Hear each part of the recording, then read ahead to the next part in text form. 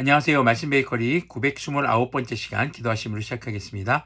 거룩하신 주님 감사합니다. 주님의 말씀을 묵상합니다. 성령님께서 말씀에 조명이 되어 주시옵소서. 우리 주 예수 그리스도님의 이름으로 기도합니다. 아멘. 네, 오늘 보신 말씀은 마가복음 7장 24절에서 37절까지의 말씀입니다. 예수님께서 거기에서 일어나셔서 두로 지역으로 가셨다. 그리고 어떤 집에 들어가셨는데 아무도 그것을 모르기를 바라셨으나 숨어 계실 수가 없었다. 악한 귀신 들린 딸을 둔 여자가 곧바로 예수님의 소문을 듣고 와서 그의 발 앞에 엎드렸다. 그 여자는 그리스 사람으로서 시로페키니아 출생인데 자기 딸에게서 귀신을 쫓아내달라고 예수님께 간청하였다. 예수님께서 그 여자에게 말씀하셨다. 자녀들을 먼저 배불리 먹여야 한다. 자녀들이 먹을 빵을 집어서 개들에게 던져주는 것은 옳지 않다. 그러나 그 여자가 예수님께 말하였다. 주님, 그러나 상 아래에 있는 개들도 자녀들이 흘리는 부스러기는 얻어먹습니다.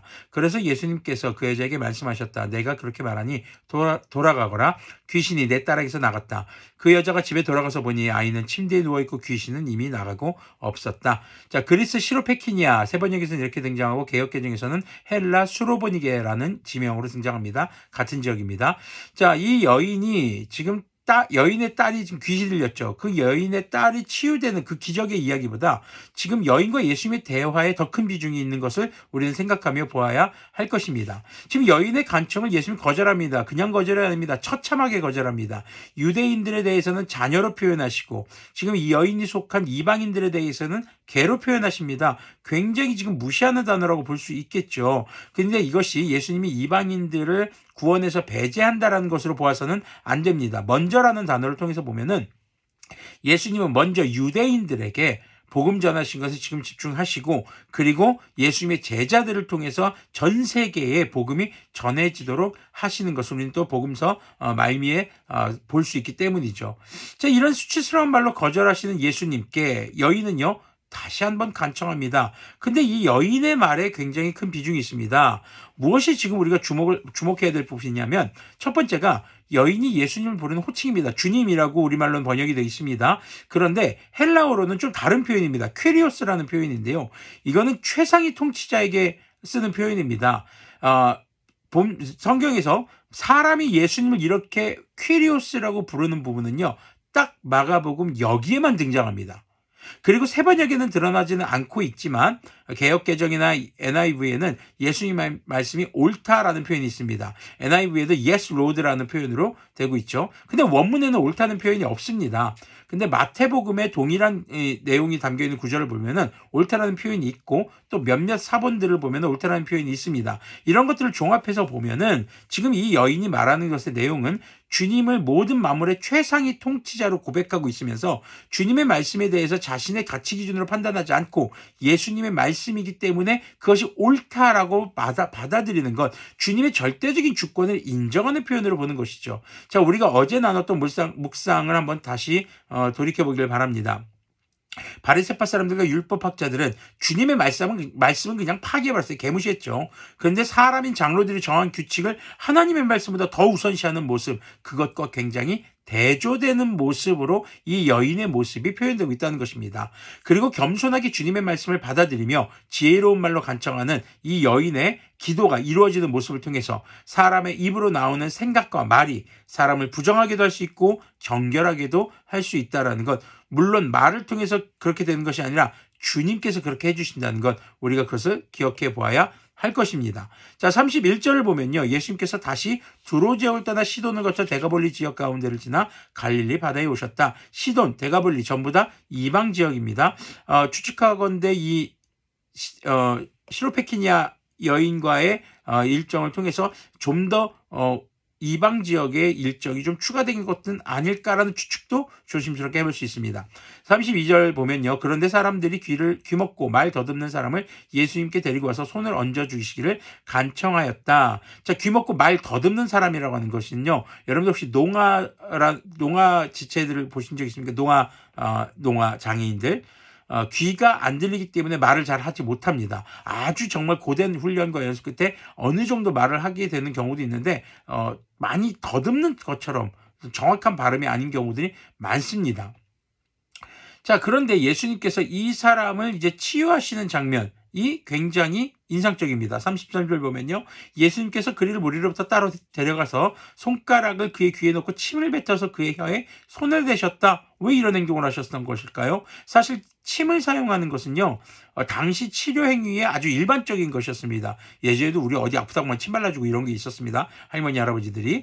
자, 그런데 지금 왜 예수님은 다른 사람들에게는 이렇게 안 하고 말씀으로만 하셨는데 이 사람에게는 이렇게 하시는 걸까? 그 사람의 귀가 들리지 않죠.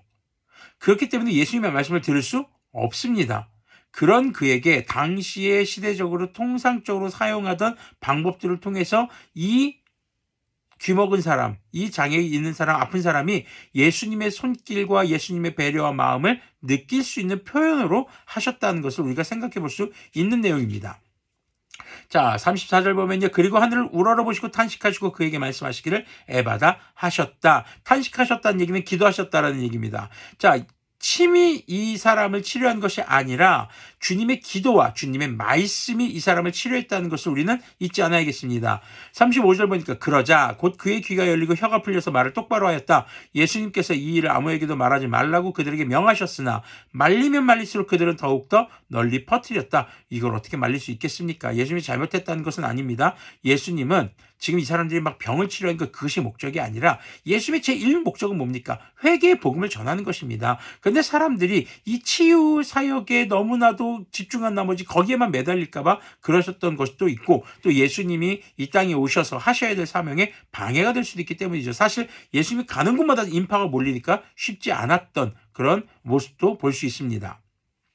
37절 보니까요. 사람들이 몹시 놀라서 말하였다. 그가 하시는 일은 모두 훌륭하다. 듣지 못하는 사람도 듣게 하시고 말 못하는 사람도 말하게 하신다. 자, 지금 이런 모습들 사람들은요. 예수님을 찬양합니다. 찬양의 내용은요. 예수님께서 하신 일이 모두 훌륭하다는 표현입니다. 자, 근데 훌륭하다는 표현이요. 헬라어 표현을 보면은 지나치게 뛰어넘는다. 그러니까 좀 우리말로 이거 좀 말이 좀 이상한데 훌륭한 보다 더 훌륭한 것. 그러니까 비교할 데 없는 최상급의 표현으로 표현된 말입니다. 이것은 이제 주님께서 천지를 창조하실 때의 표현에 비할 수 있는 그런 것이죠. 그리고 듣지 못하는 자가 듣게 되고 말 못하는 사람이 말하게 되는 것은 이사야서 35장 5절에서 6절에 등장하는 말씀의 성취라고 볼 수 있습니다. 즉 주님께서 이루실 새로운 창조와 회복에 대한 기대가 그들의 찬양 속에 담겨 있는 것이죠.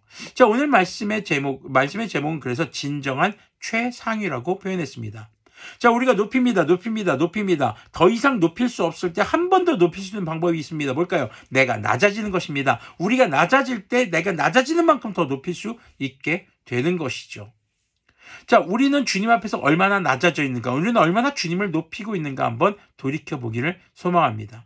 그리고 진정한 새로운 창조와 그리고 진정한 구원의 소망은 결국 주님의 말씀에 담겨 있다는 것을 기억하시면서 오늘도 우리가 이 시대에 영적으로 귀가 멀어 있고 그리고 정말 귀신에 들려서 악한 영에 사로잡혀서 하나님의 뜻대로 살지 못하고 악을 행하고 죄 가운데 여전히 머물러 있는 사람들을 위해서 하늘을 향해 탄식하고 바로 하나님을 향해 기도하고 주님의 말씀을 전하며 회개의 복음을 통해 그들이 주님께 돌아오고 회복되는 놀라운 구원의 역사가 우리의 삶 가운데 우리 교회의 예배 가운데 있기를 소망합니다. 함께 기도하겠습니다. 거룩하신 주님 감사합니다. 가장 높으신 주님, 우리가 주님 앞에 겸손하기를 소망합니다. 주님의 말씀이 얼마나 놀라운 것인가를 기억하며 그 말씀이 우리의 삶에 성취되는 것이 우리의 삶의 가장 큰 형통이 되기를 소망합니다. 주님께서 우리에게 말씀하여 주시고 우리의 삶이 주님의 거룩하심을 나타내게 하여 주시옵소서. 우리 주 예수 그리스도님의 이름으로 기도합니다. 아멘. 네, 오늘도 주님 앞에 겸손하게 그리고 주님의 말씀에 능력이 있음을 알고 그 말씀이 우리의 삶에 성취되기를 간절히 바라며 묵상하는 우리들의 삶이 되기를 소망합니다.